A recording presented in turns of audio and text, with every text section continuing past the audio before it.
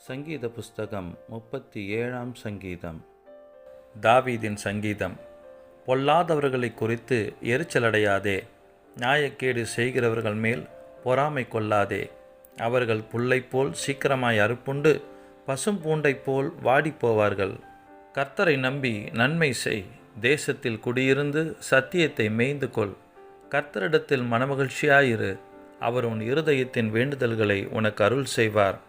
உன் வழியை கர்த்தருக்கு ஒப்புவித்து அவர் மேல் நம்பிக்கையாயிரு, அவரே காரியத்தை வாய்க்க பண்ணுவார். உன் நீதியை வெளிச்சத்தைப் போலவும் உன் நியாயத்தை பட்ட பகலைப் போலவும் விளங்க பண்ணுவார். கர்த்தரை நோக்கி அமர்ந்து அவருக்கு காத்திரு. காரிய சித்தி உள்ளவன் மேலும் தீவினைகளை செய்கிற மனுஷன் மேலும் எரிச்சலாகாதே. கோபத்தை நெகிழ்ந்து உக்கரத்தை விட்டுவிடு.